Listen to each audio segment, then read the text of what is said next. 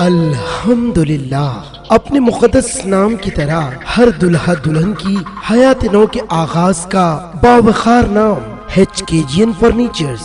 जी हाँ, HKGN furnitures NRIs कारनशीन families के लिए दीदाजेब, शानदार, शाहकार, मजबूत और पायदार, दिलकश और दिलनशीं शादी के chairman A18 Telangana news Mohammad Azam Ali.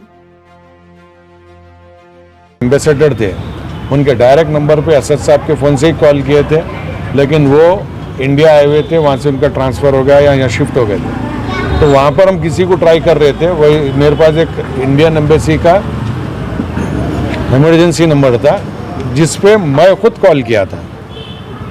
Call करके असद साहब को बात कराने की कोशिश कर रहा था मैं। जैसे ही मैं बोला वहाँ पर कोई मोहम्मद असफान से रिलेटेड कोई आपके पास अपडेट आई क्या, वो होल्ड पे डाला मेरे को 1 मिनट के लिए। फिर उसके बाद वो आके बोला कि मोहम्मद असफान एक्सपायर हो गए बोले। जब भी मेरे को कुछ समझ में नहीं आया, फिर मैं असद साहब से बात कराया डायरेक्ट, वहाँ पर एम्बेसी का जो एक एग्जीक्यूटिव था उससे, तो वो भी असद साहब को वही न्यूज़ दिया कि इन्हों एक्सपायर हो गए बोल के। फिर उसके बाद मैं थोड़ी देर के बाद घर पे आके फिर से एम्बेसी को कॉल किया। तो एम्बेसी को मैं जब प्रूफ्स पूछा तो वो लोग बोले कि हमारे को सिर्फ कॉल आया था रशियन फेडरेशन के पास से या रशियन आर्मी के पास से, वो बेसिस पे हम नंबर सर्च कर रहे थे फैमिली मेम्बर्स का, आप ही कॉल कर दिए थे बोल के हम आपको बोल दिया। अभी भी एजेंट से बात किया मैं, अभी भी एजेंट वही बोल रहा है जो खुशप्रीत है कि इससे बात कर रहा था मैं, खुशप्रीत रमेश वही बोल रहे अभी भी कि वो है, हमारे को पीर और मंगल तक का टाइम दियो, हम उसके लोकेशन पे जाने वाले हैं, हम उसके लोकेशन पे जाके वहाँ पर से हम पता करेंगे। हो सकता है कि कोई गलत न्यूज़ हो, क्यों बोले तो ऐसा भी हुआ है कि जब असफान और एक अरबाब हुसैन और एक है ज़हूर अहमद, ये 3 लोग फर्स्ट बैच में गए थे। ये 3 लोगों को एक ही जगह पे भिजाया गया था। वहाँ पर क्या हुआ, ये लोग वहाँ पर 4 जनवरी को गए थे।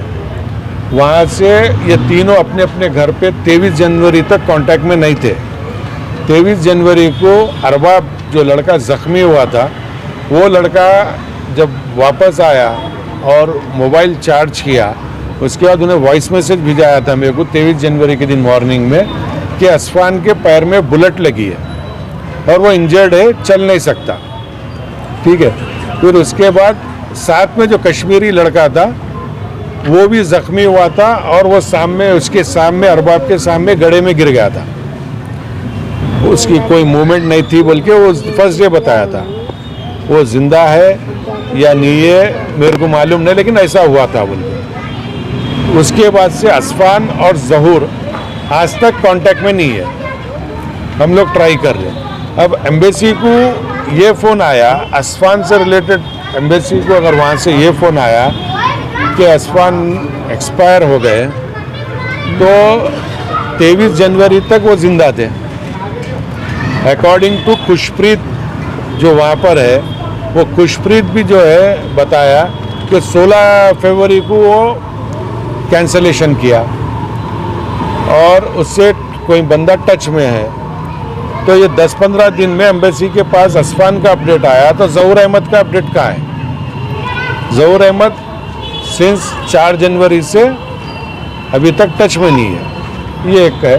अगर ऐसा है, अल्लाह ना करे, अगर ऐसा है कि असफान का सही में भी एक्सपायर हुआ, तो हम ये गवर्नमेंट से चाहेंगे कि असफान की बॉडी को यहाँ पर भेजे, क्योंकि हमारे को वो प्रूफ चाहिए। क्योंकि हमारे को एक कॉल के बेसिस पे वो एक्सपायर हुआ बोले तो हम नहीं मान रहे वो चीज़ को। थोड़ी देर पहले ट्विटर पे एम्बेसी की तरफ से ट्वीट हुआ, मोहम्मद असफान इंडियन ऐसा एक्सपायर हो बोल के। ठीक है, वो जो इन्फॉर्मेशन हमारे कॉल के ज़रिए दिए थे वही ट्वीट करके बता दिए वो उसमें ना कोई प्रूफ डाले उन्होंने, ना हमारे को कोई प्रूफ दिए।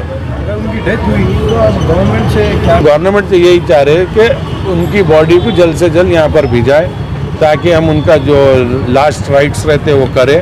और इसके पीछे जो एजेंट्स है, बाबा ब्लॉग, सुफियान, पूजा बाबा ब्लॉक्स दुबई, सुफियान पूजा बम्बई, रमेश, नाजिल, खुशप्रीत, मोइन ये रशिया में है। ये चारों इंडियन है और खुशप्रीत जो है रशियन पासपोर्ट होल्डर है। ये चारों को भी इंडिया में लाना है और जो बच्चे अभी वहाँ बचे हुए हैं उनको गवर्नमेंट जल्द से जल्द निकाले। और ये हमारे को जो एजेंट दिलासा दे रहे कि पीर मंगल का टाइम है, उन्हें जिंदा है, वहाँ है, उसके ऊपर भी हमारा दिल चाह रहा है कि वो न्यूज़ सही हो।